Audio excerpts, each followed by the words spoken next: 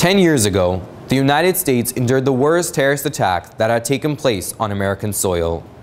On September 11, 2001, two airplanes crashed into the World Trade Center, collapsing both buildings.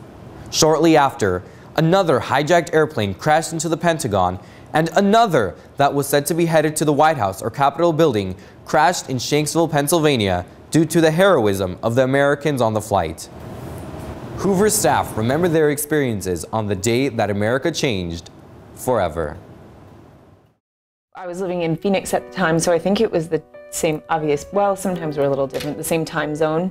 Most of us were home when they started reporting it on the news, but we didn't know it was a plane. If you remember, when the first one hit, we thought it was some sort of an explosion. It wasn't until later in the morning we realized it was planes hitting. So we all went to school, all of the teachers and the administrators.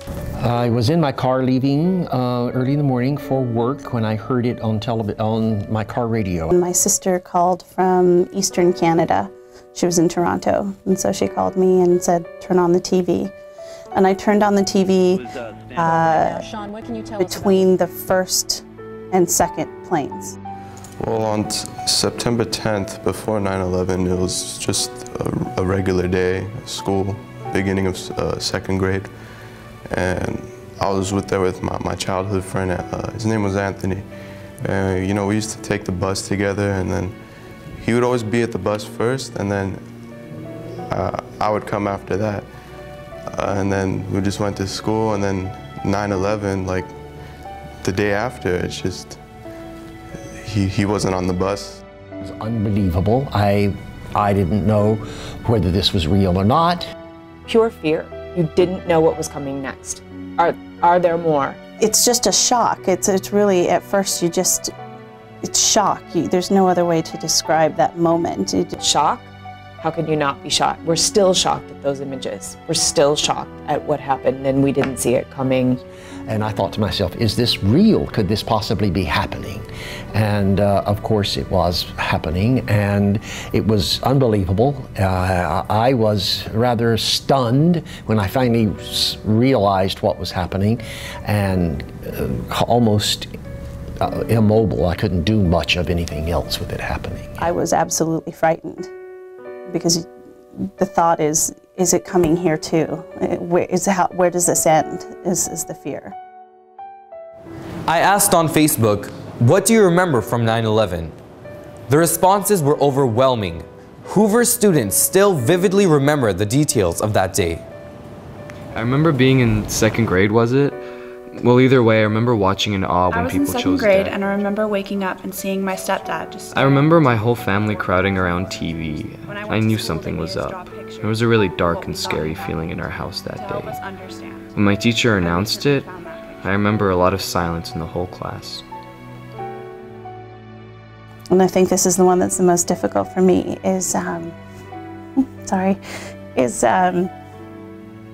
when they started to allow the airplanes to fly the airspace, they opened up the airspace, how my students would shake, visibly shake and hold on to me, because they were just so afraid that meant that plane was going to come and hit the school.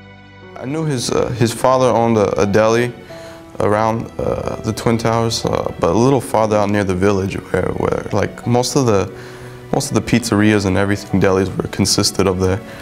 And his mother worked in the Twin Towers. She was, I think, human resources or something like that.